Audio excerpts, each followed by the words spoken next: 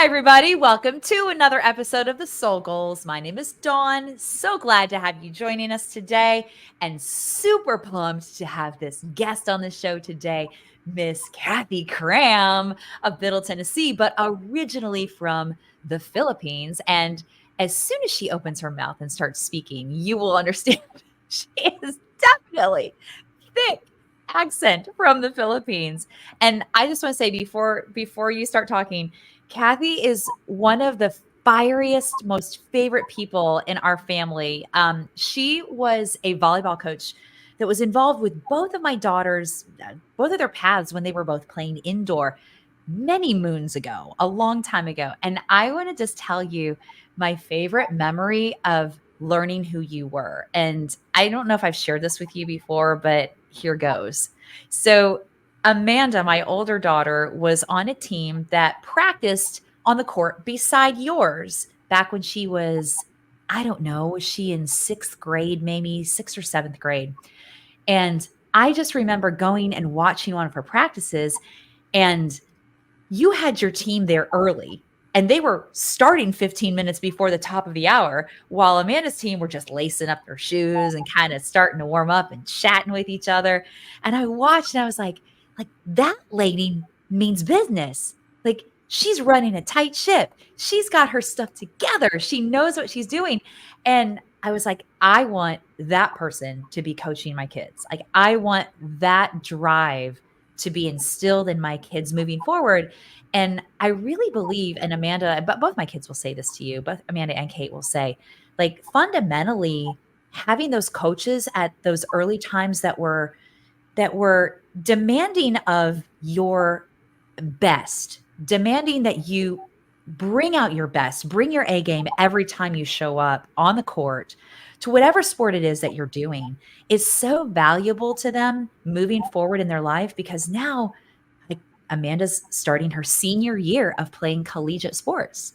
And my younger one is getting ready to start college a year and a half from now, playing her collegiate sport as well. So there's a fundamental, a big foundation that happened, I believe, when we met you, Cathy Cram, all those years ago. So, Thank you so much, Don, for the nice introduction. And it's been a pleasure coaching both your kids. I'm really oh, thankful for the opportunity that you gave me during those years. oh, well, the feeling is mutual. It really is. And I will say too, like you've been a coach for how many years now? Do you know how long? How many Um, years? Here in the United States, I've coached the past 11 years at the high school level and 13 years for club.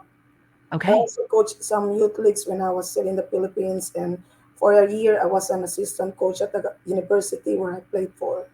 Yeah. So, how tall are you, Cathy? I'm 5'2".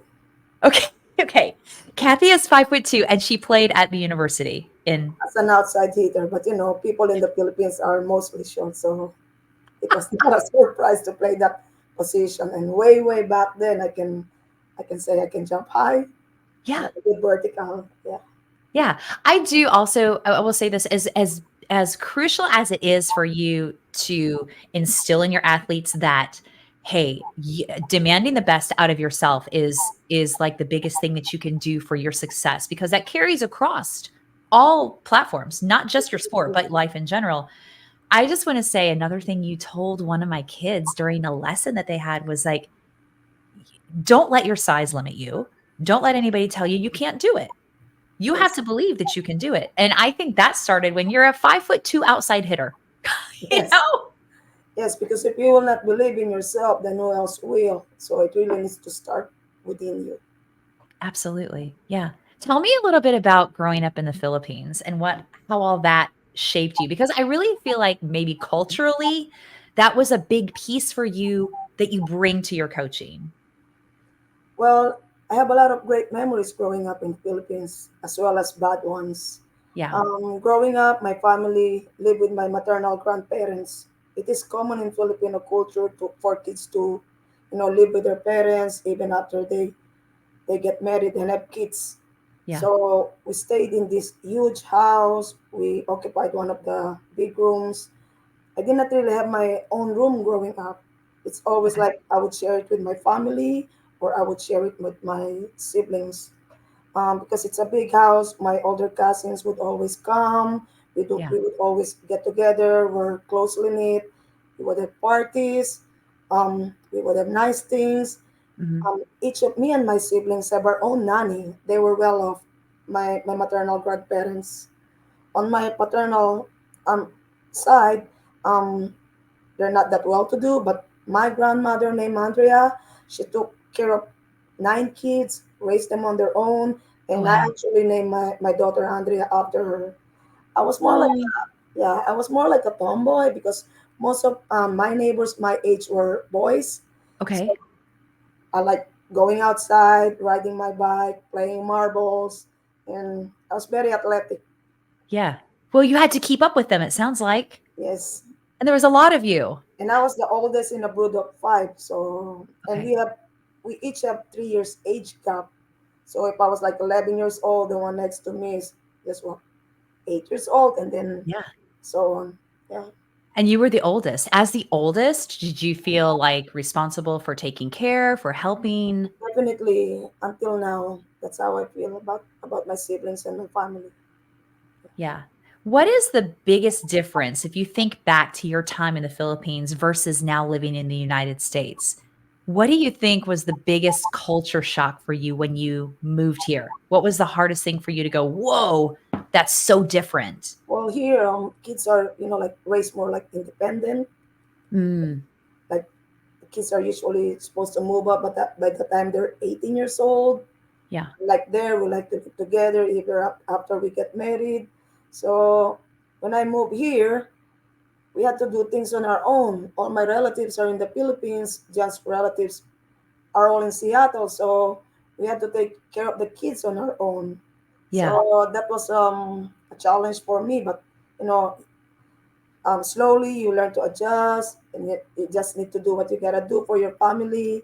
Yeah. So yeah, Yeah, and imagine coming from a household where you all were together, that close-knit kind of community that your family became for you, and then not and having to do all that stuff on your own. It's not, and I don't think that it's a lack of you not wanting to do it on your own. It's just it's a whole different experience than you've ever had to do before. So, I mean, do you feel like that maybe had a piece of shaping you as well into the person that you are today? going back to my time in the Philippines, like what I said, my grandparents were well to do on the maternal side. When I was in middle school, we moved out, so my parents were able to buy our own house. Okay. But we lost that family home like a few years after because of my dad's gambling problems. He lost his job. My Mm. parents separated, so now my mom had to raise all 5 kids on her own.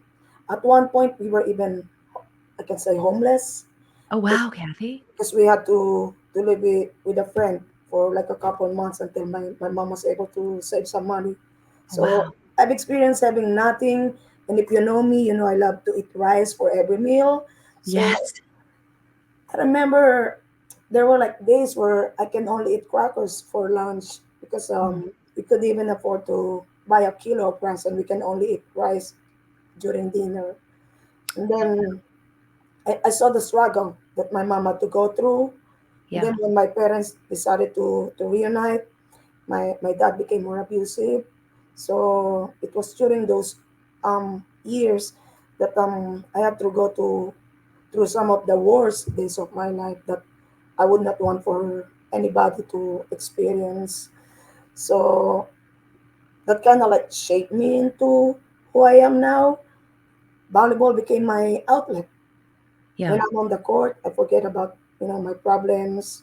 I wanted to be so good, to work Mhm. hard because I wanted to help my mom. Right. My goal was to get a scholarship in college so that I can at least help her in Yeah. raising all of me and my siblings. Now, Yeah. before my dad passed away, he was only 54. He died of stroke. The day before he passed away, I actually talked to him. And Okay. I told him that, like, I've forgiven him for everything that he has done to us. He could not talk back because he was there in the hospital, could not Mhm. talk anymore, but the doctor told us that he can still hear us. Mhm. So I told him that I'd forgiven him for everything. He could not say any words anymore, but I saw tears flowing from his eyes, which was more like him, like maybe apologizing for everything too. Yeah. And that same day he passed away, so that kind of like put a closure on all those bad things that happened to me growing up. Yeah. Yeah. Extremely closure that you needed, it sounds like. Yeah. And So that kind of helped me too in a way, like when I moved to the United States, like to be strong, yeah. because now we're just on our own, and Yeah. it's not common here in the United States where you want to ask for help from relatives and just have an answer right away. So yeah, Yeah. How hard was it to leave your mom?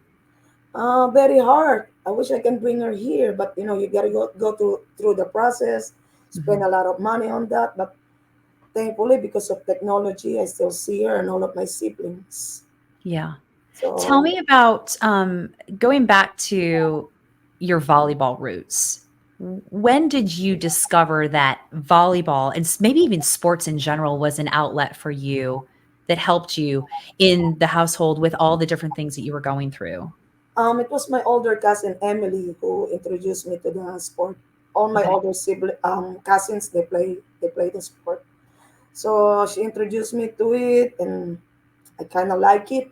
We Yeah. actually would play on open court, concrete, and Concrete. yes, and it's always humid and hot in the Philippines. Yeah. So we would play like on the street. That's how we do our summer leagues. Oh Even my if gosh. even if it's a covered court, it was still concrete. It's very rare that you would have a nice wooden court to practice on. I actually So a is couple it of still like pictures. that? Yeah, until now, I actually wanted to show you a couple of pictures, although the audience will not see like Yeah. where I played in the Philippines. Okay. It's my middle school and elementary school. Oh my goodness. It's a concrete court. Yes, Ah, open court. Yeah, well, and this is my high school. oh.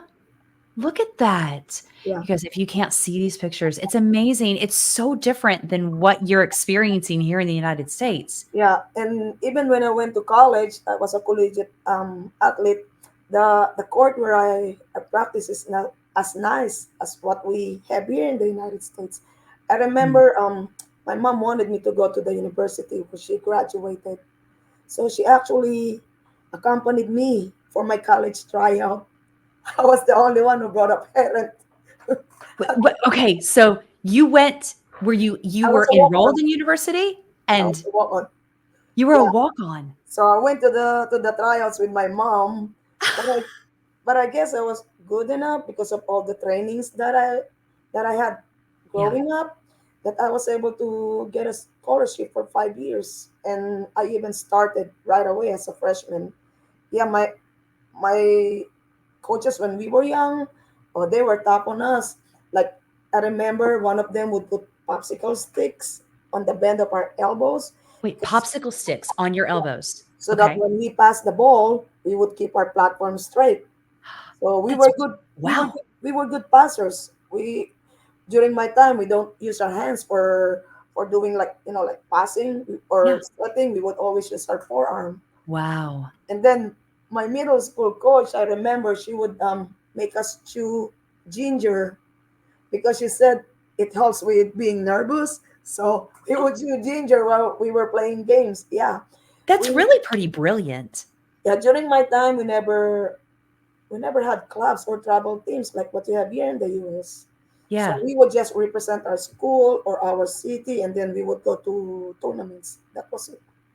That's so amazing. Okay, I never heard about the popsicle sticks at your elbows for your platform. That's crazy, crazy cool. I mean, like I said, I feel like I'm a volleyball nerd right here because you think about that. Like, yes, And because we have strong fundamentals, we were really a good team. We would win like yes, tournaments. Yeah, and that's the reason why like I was able to get that scholarship later on too because of my fundamentals.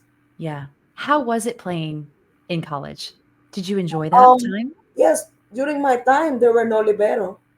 The position was not Oh, introduced. right. No, the position was introduced after I graduated in 1992. Yeah. And back then we would do the side out scoring. Hmm. So the games were longer. Yeah. Yeah. So, do you think if the libero position had been a thing at that time, they would have put you at that position? Most likely, yeah, because Yeah. I was a good passer.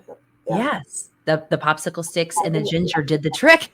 yes, yes. I Plus love that. Oh my the gosh. rice gives us the energy. Yes. Yeah. Yeah. Calms you down, keeps you strong in your fundamentals. That all right. So it all makes sense. This is why the fundamentals are so strong for Yes. you. And why you are like that's your springboard. And again, I'm going to go back to something with my girls with you. I remember my older having a lesson with you, and I had to bring my younger one along. And she wasn't playing volleyball at the time. She was bouncing a volleyball like a basketball. I remember you going over to her and you're like, you got to pass this on the wall 100 times and come back and find me while you were doing the lesson with my older daughter, giving her something to do, which was perfect because Yes. it like gave her something to do. She's like, oh, okay, okay. Yeah, Can you, yeah, I love those coaching. fundamentals.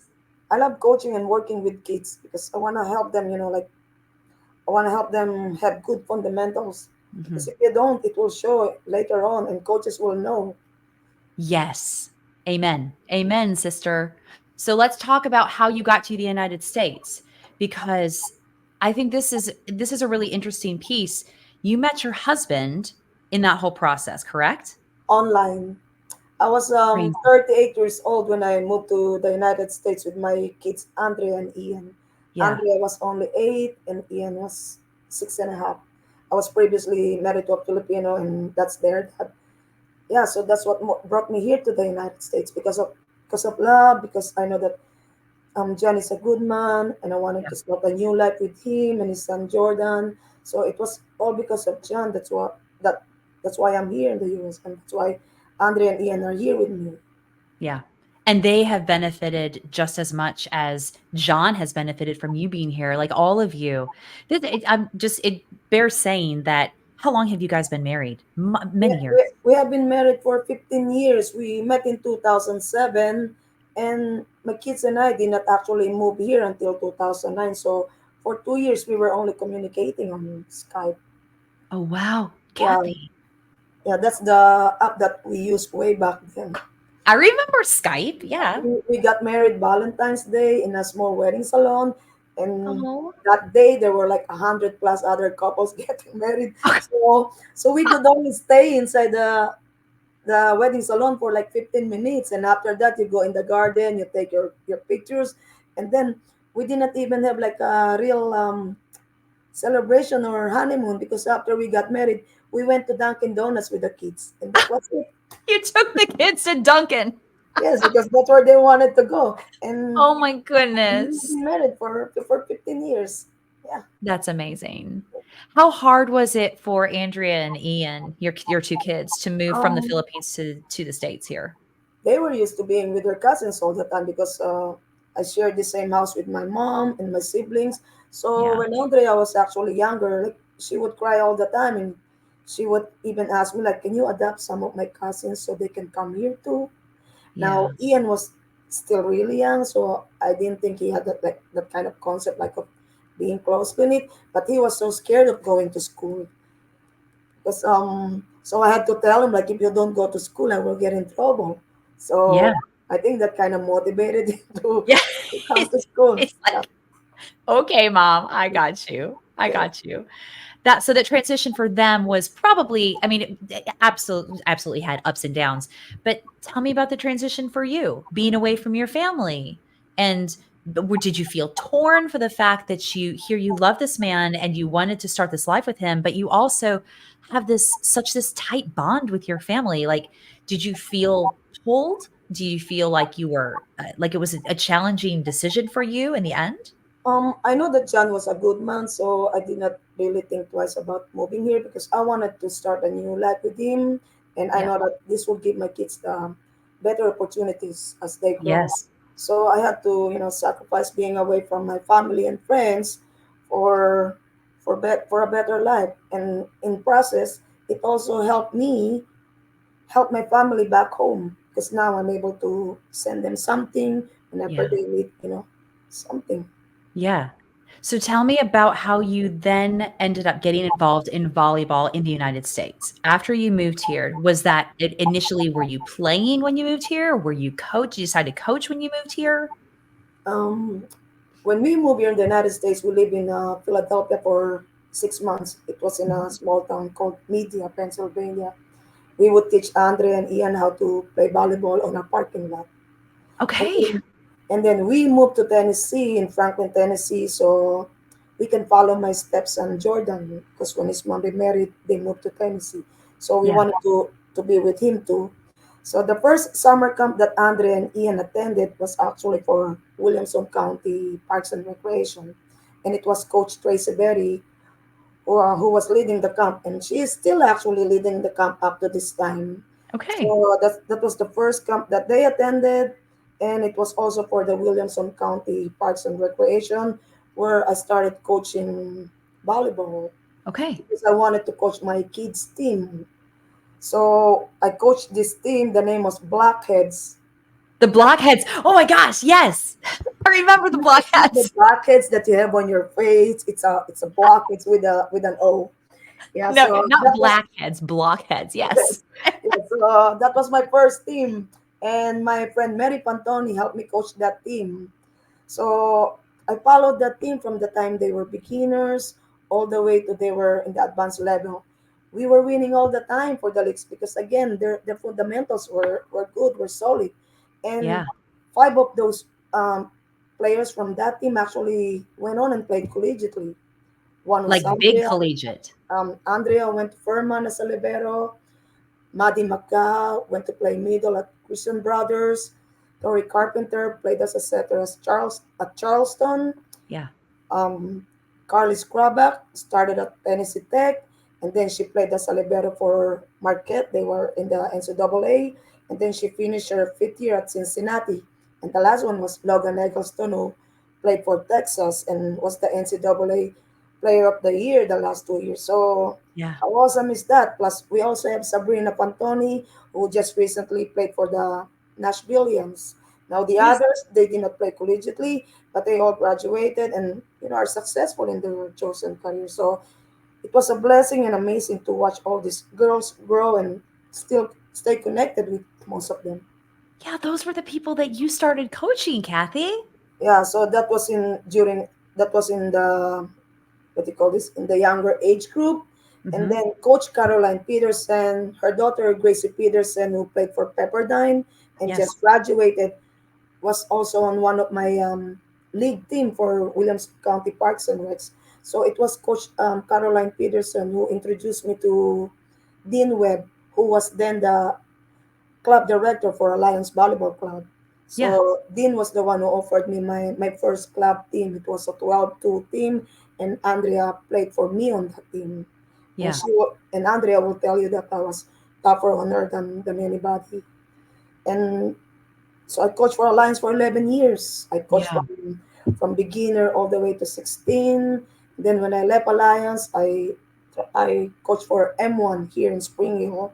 So I've been with Spring Hill for M1 Spring Hill for the last 2 years. So it's been 13 years of club volleyball for me.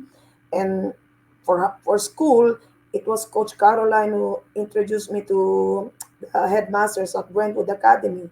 Yeah. So my first school coaching job was as a sixth grade head coach, and I was also an assistant coach for Coach Shari and Brian Christensen. So Gosh, I these are coached for huge them. names. I don't know, like, everybody that's listening would know, like, all of this stuff, but the people that you have crossed paths with and the things that you have done in those 13 years, it's just amazing. I Yeah, think it's so amazing. I was at BA for 2 years, and then after 2 years, I decided to switch to officiating. But 2 weeks after I started officiating, Coach Tracy Berry called me and asked me, "Can you help me with my freshman team?" Okay. So I was like, who am I to say no to a state champion coach? Because Coach Tracy was then the head coach of Ravenwood. So it Yeah. was always Ravenwood, Brentwood fighting like in the state tournament. Independence was there too for some years. Yeah, so I was like, sure, I'll do it. So I switched back to coaching. Yeah. And then it was also Coach Tracy Berry who helped me get my regular job as a special ed teacher assistant. So I've Mhm. been doing that for the past 10 years. Now, Mhm. when Coach Tracy Berry retired, Coach Campbell, Coach Barbara Campbell from Brentwood High School, was looking for an assistant coach. So I transferred to Brentwood and I was able to have my kids go to the same school too, which was amazing Yeah. because now we're together and now I can watch Andrea play. So who doesn't know Coach Barbara Campbell? 16 state title in 16. 16 16. state titles with this woman. Yes. Yes, but she was in the state tournament for like 20 plus times, and Yeah. 16 of those she won in Division One, AAA, the biggest and toughest competition classification in the state of Tennessee. So, Right. how awesome is that to say that I was able to be mentored by all these coaches who have won, state titles during their Mhm. time. So I was at Brentwood for 8 years, 6 years as an assistant to Coach Campbell. Yeah. Coach Algie Noble was also one of the assistant for Coach Campbell. And then the past 2 years, I was the head coach at Brentwood when Coach Campbell retired. Yeah, Yeah. so it was. And now you just told me before we hit the record button that you have taken a new position as the head coach at Franklin Christian Academy for this upcoming season? Yes, last year I left Summit High School. I left Brentwood High School, so now I work at Yeah. Summit High School. But then I will also be coaching for Franklin Christian Academy. Are you so excited? Yes, I'm very excited. It's a small Christian school, and they're planning to move to TWSAA next year. So I'll be Yeah. helping the program with the transition. They've won their conference the past 4 years, but this time we're going to be moving to a bigger conference. So this year will be our, what they call it, more like a rebuilding to get ready So for the next level. but all of that experience that you have over the past 13 years is just going to be so invaluable for those kids that you're going to pour into at that new school. And just I am excited to watch that happen. I think it's going to be brilliant. And knowing that the fundamentals are really the base of your success. Like Yeah. it's the base of your success. Yeah. Yeah, and I'm thankful too for all the coaches that I work with because, like, for Coach Campbell, she exposed me to all this high level training. I Yeah. was able to work with coaches from other clubs like Munciana with Mike Yes. Ligenfelter, Dan Berggren, college coaches like Coach Lindsay Devine from UTSU, Coach Brandon Rosendahl from Lipscomb, Mhm. Andrew Hayden from Kiba, Coach Carrie Pruitt, and many others. So I learned from all those coaches during my time at Brentwood, and I was able to also coach with like players who like who wanted something big more than themselves. Like they work together as a team, they play together as a team. So it's really awesome, like the experiences that I've had with Yeah. those coaches and the program. Oh, absolutely. Absolutely. What has been your favorite coaching position? Your favorite I know you've been an assistant coach, but you've also been a head coach, but at which program, which position has been up to this point has been your favorite? Definitely Brentwood because I was there for 8 years. Mhm. Spent a lot of time for that program. Yeah. Like having that experience of being in the state tournament was just amazing. It was like a club team. We travel a lot. We would go to Yeah. Kentucky, Atlanta, North Carolina. We even flew to Florida just to attend all these tournaments. And it was non-stop volleyball. Coach Campbell would drive the team bus, and we go places. Oh, Just awesome. oh, All I those love it. sacrifices were all worth it. Yeah. As you know, my kids were able to go to a good Yes. school. So and and I always tell this to others. The reason why Andrea was able to play for Furman is because of Coach Campbell's program. Mhm. Because a couple of the players from Brentwood actually played for Furman, and one of the alumni's dad, Tim Hall, he was actually the one who told Coach Young about Andrea because he Yeah. was watching Andrea during a state tournament. Yeah. So the club helped Andrea get better, but through word of mouth because of Tim Hall mentioning Andrea's name, Coach Young was able to take more look at my daughter. So Right. so I'll always be thankful for Coach Campbell for what she did for Yeah. me as a coach and for what the program did for my daughter. Oh, no doubt, no doubt. But also, I'm just going to give you a little pat on the back too, because knowing what it was that your daughter needed and being able to make those sacrifices as a mom to give her a better way and to give her a path. I know there's been ups and downs since you've been even in the United States that have been hard for you, that you've had to make choices on to help your daughter and to help both of your children to Yeah, get to where they needed to be. I miss a lot of Andres games in middle school and even during club season because I have my own schedule. Yeah. Like I would coach 3 league teams in all level. Sometimes I would even coach 1 or 2 club teams all at the same time, so that I can afford to pay Andres club fees.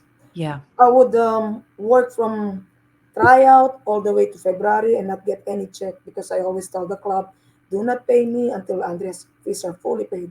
I made my Yeah. son I made my son Ian play on an all girls team for 5 years.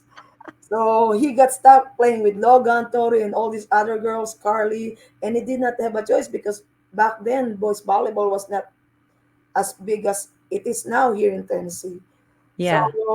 so he did not have that choice, and he would go to all these tournaments and just hang out with all these other little brothers and spend the rest of their weekends there.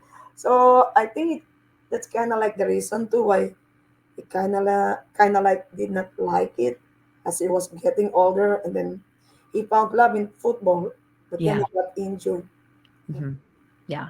Tell me what your motivating factor is for still coaching, because I feel like even after all of these years, what is it that is your why, if you will? Coaching is my passion. I love teaching kids. I want them to learn. I want them to get better. Yeah. I coach them the same, whether they're beginners or in high school or in middle school. I Yeah. expect the same degree of discipline, accountability. I'm known for um, tough love kind of coaching. Yeah. I don't play politics. I don't play favorites. I put on the court the players that will best represent the team and the program. I Yeah. don't bend to others, which is probably the reason why some parents and players don't like me. But it's okay because I'm not going to compromise my principles Right. just for a few when I want to do something more for others that's bigger than just for yourself. Yeah. Absolutely. Has that been hard for you to stick to that philosophy and to that theory for you? There's been some time where it's been a challenge because I've had some people harass me, threaten me, insulted me, Mhm. especially when I became the head coach when I replaced Coach Campbell because people are now probably looking at me like, who are you? You Yeah. replace a legend. So now some people might think they can just push me around and tell me what to do, and then when they don't get what they want, that's when the problem begins. But I Yeah. just continue to focus on the player, on Yeah. the players, on the program, and what I can do for them. Yeah. So that kind of like make me forget all these distractions. So there was a time when during my second year as a head coach, I only had 22 players Mm. on the team, Mhm. and with those 22 players, my freshman team was undefeated in the Wow. district. The So JV, 22 players across 3 yes, teams? I made 3 teams out of 22 players. Wow. So the freshman team went undefeated in the district. The JV team was second in the region, and varsity was the only one in Williamson County that made it to state. We lost the Wow. semifinals in 5 sets by 3 points. So Yeah. yeah, Gosh. So for those that don't know volleyball situations like indoor, you got 6 on 6, but you gotta have enough people to practice that can hold a candle to one another so that you have good competition. So, I mean, do you feel like what is your primary practice concern? Like, what is your primary goal in practice? Is it that fundamental? Is it the always focus on competitions? fundamentals, and then we do a lot of like game like drills, like, Right. but you also gotta be focused on what you're doing. You can have fun, but you need to stay focused on what you're doing and Yeah. focus on that one goal of working together as a team. You can have the best player on the team, but if they're not helping the others grow, then it's not gonna work. Yeah, it's being a team player. How much do you demand that team player atmosphere, basically? What is it that you Oh, demand out of your players in that way? I want them to be leaders, especially the Mhm. older players. And I always tell the players that I don't care what you do at the club season, because if you're playing for the school, you are now representing the school. Right. I don't even care which club you play for, because if you're good enough, I will put you on my court. If you Hmm. did not play indoor and you only focus on sand volleyball and you're better than the others, you will be playing for me. Yeah. So it's always like they know that they need to, not really, what's the right word to say, they need to fight for a spot, because I Right. don't I don't keep their playing time. They need to earn it. They need Earning to that do it time. all the time, because Yeah. I feel like it also gives them a sense of pride when they Right. know that they work hard for it and that they earn it and that I believe in them, instead of me just putting them on the court because their parents are putting pressure on me. Yeah. Do you think that's a big thing in the United States versus the Philippines? Like, because I feel like in the Philippines, that basis that you come from and where you were playing at the university is so different versus what we are in travel sports now across the board. Yes, especially with the playing conditions and different. It's different in the Yeah. Philippines. Not everybody has the money, so they gotta work hard for them to be able to go to school. Just like what happened to me. Yeah. Because if they are not good volleyball players, then they'll be doing something else and not going to school. Now here in the United States, I always remind my club players that they are always very fortunate to be on the court, because not everybody can afford it. Yeah. So I'm more demanding when it comes to club season, because I know how much money, time, effort, and everything the parents are investing. Yes. Yeah. Yeah. It's a small fortune that they're investing in their kids. Yeah. So I look at you in that capacity and go, I appreciate that component of that push and that demanding that you bring your best because it just serves you on all levels of life. And again, I go back to that whole how sports is parallel to life and our experiences outside of our sport. It will serve you. It may not feel great at the time, and both of my kids have been on both ends of the spectrum where that's concerned. So it's there's a wide range in there, but it makes you so grateful for the times that you have, and it makes you appreciate the people that are giving you those those lifts. And when I say lift, I'm talking that demanding, hey, I know you got it in you. Let's go. Let's make it happen. Definitely, just like with my daughter Andrea, I was tougher on her than most kids, because she knows we're in a position where we don't have the money to send her to college. But Mhm. she did her part, studied well, so now she's enjoying her life through all those Yes. hard work. Just Yeah, like and with we'll the just other players, right? let's just say it. Like Andrea went to Furman and she went on a full scholarship. Yes, and she also started as libero for them as a freshman. Yeah. And then after she graduated, she was the graduate assistant for a year at Vanderbilt Volleyball. They're just starting with their program, so she was also able to, like help herself with her tuition fee. And she Yes. just finished her master's last May, so that was awesome. That's amazing. What is she doing now? She's reviewing for the accounting board exam, so Oh, wow. and she has a job waiting for her with KPMG. So her That's awesome. yes, her future is set. Now, Ian is still doing fine. He loves what he's doing. He works for Martin's Barbecue. He goes Perfect. to Columbia Community College. My older stepson Jordan is getting married in August. So everybody's Oh, getting older as well as me. Yeah. you have a full life. You have so full. There's so much going on. Yes, yes. And then we And have you have 3 adorable Labrador retrievers. I have three. Yeah. They're spoiled rotten. They wake us up every day before 5 o'clock. We're like, And "We need to eat. Get out of the bed now, two, humans." two of them actually sleeps in our bed. So I've been telling John we need a king size bed for everybody to sleep. I love that. Oh gosh.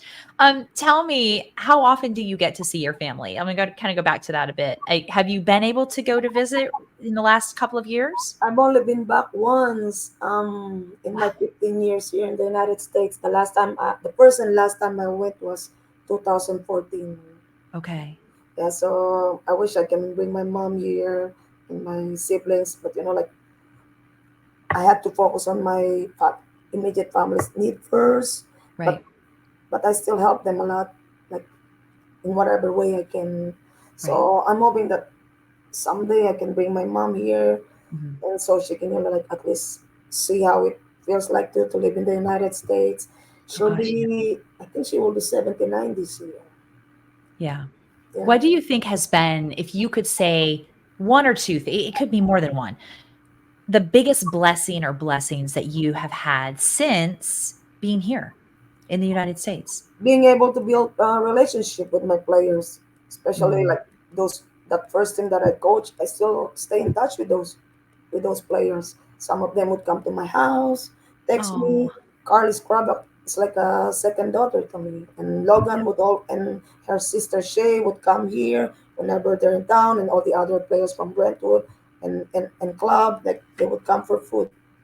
Yeah, Those are watching strong. them grow, becoming Mm. successful in their chosen field, Yeah. spending the rest of my life with John, knowing that he loves me and my kids unconditionally, giving Yeah. all these wonderful opportunities to my kids, you know, in exchange for the sacrifice of me moving here and being away from my family in the Philippines. So it was all worth it. Yeah. But also are you're able to say and know that you got to work for it. Yes, You got to work for it. yes. And you don't back down from that at all. No, it's all work, work, work. Even through the bad times, you just need to keep going. Like, yeah. Yeah. Oh, Kathy, I love this. I didn't know a lot of that stuff about you after knowing you for how many years. Because So I thank work you. I work all the time and I don't get to talk to volleyball parents. It's just hi, how we doing, or Yeah. tomorrow we're gonna be in this tournament, etc. So Yeah. It's always been like really quick little snippets. yeah, Oh, well, I'm so glad that we've been able to talk today. But before I let you go, I want to just throw some rapid fire questions your direction just for fun so the audience can hear the other side of you because I love your personality is like one in a million. I love it. Are you up for that? yes. Okay. All right. Rapid fire question number one. What is your favorite season of the year and why? I used to love summertime because I used Okay. to play a lot. I would play indoor, sand, twos, fours, co-ed, sixes, everything. I did that. But when I switched to coaching, my life changed. But Yeah. now I would say I love fall season more because of the Oh.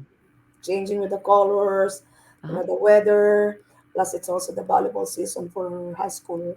Right? That was my first thing. It was like, "Ooh, this exciting time of the year for high school ball, for sure." Yes, Yeah. especially this year for me.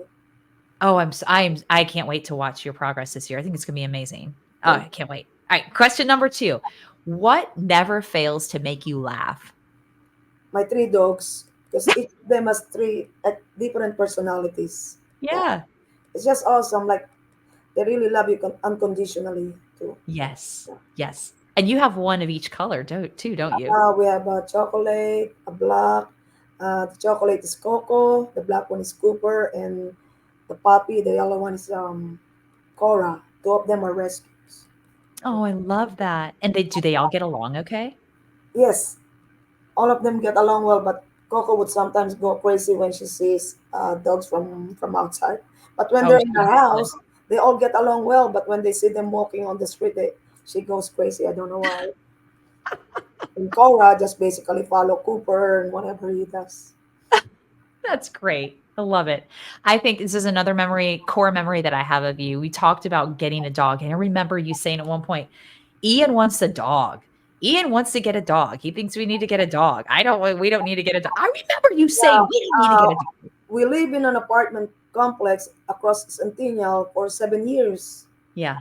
But then the rent was really going high, so John and I took the risk of buying a house. So we Yeah. got this house where we are at now. We've been here 7 years, so we always tell the kids we will get a dog because we have our own backyard. So now that we got our own house, Ian was like, you told us that we're Yeah. gonna get us one. And then Ian, like got injured, dislocated his kneecap, had surgery. So we thought that was the best time to get one. So we got Cooper, and Yeah. that was the year before COVID happened. Oh, wow. Yeah. Wow. And is that like his dog? That's his Yes, buddy? yes, their bodies. Ian is his human. And then Oh. when it was about time to go back to school, we were so sad for Cooper. So we got Coco. To get a buddy. So now we have two. And then last year we were over at Target by Spring Hill. They were doing some pet adoption at PetSmart. I think it was PetSmart. And we were actually just planning to buy pizza.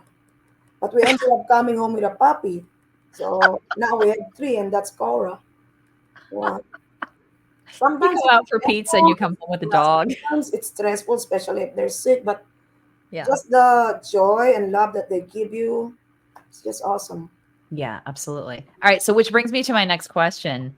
If your pets could talk, what would they say about you? Well, hopefully, thank you so much for spoiling us because we have more dog food in our pantry than human food. I don't usually wear makeups, etc. I don't buy all these expensive clothes, but I buy a lot of toys for them too. Yes. Yeah. And I've seen pictures of them in sweaters too in the winter. Oh, yeah, I try to get them costumes too and raincoats. So sometimes, like some of John's friend would like make fun of us, give us a hard time because why are your loves wearing raincoats?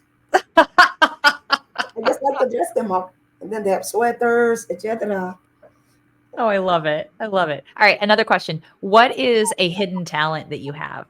I'm good in remembering names. I like to Okay. remember names because like when I work with the kids, if I have 30 or 40 plus kids, I want to know their names right away because like if I need to give them some feedback, something, tell them this is how you're supposed to do it. Like I want to know right away like who I'm talking to. So and I feel like it's more personal when I call Yeah. them by their names instead of just saying you in blue shirt. Yeah. I've been lucky. I can That's still really remember. valuable. I've been forgetful when it comes to other things, but when it comes to remembering names, I can still do it. No, that's that human connection. That's great. And as a coach, like you said, it means something. I would say to the players too that your coach is like even after they're not playing for you anymore, you remember who they are and you can have that engagement with them too, Yeah. which is great. All right, I got one more question for you, then I'll let you go on your day. You good? Yes. Okay. What is the best advice that you have ever received? Always be true to yourself, no matter where you are, no matter where you go. Always be true to yourself. Yeah. Amen, sister. Some people may Amen. not like it, but hey, you gotta love yourself and be true to yourself. Love yourself, be true to yourself. Mic drop right there. Good job. Yes. Cathy, it's been so good to actually get and talk to you for Thank you so more than much. just a couple snippets of volleyball. Yes. Thank you so I much loved for it. inviting me to your podcast. I Yeah, enjoyed it. so welcome. So welcome. Have a wonderful rest of your day. Have a great start to the season with Franklin Christian Academy. Yes, Love that. Can't wait to watch that progression over this year and into next year. It's going to be awesome. yes, Yes. and I hope you have a great 4th of July. Thank you. You as well. Thank You as you. well. Tell hello to everybody in your family, I including will. those little puppy dogs of I yours. will. All right. Thanks, Cathy. Bye.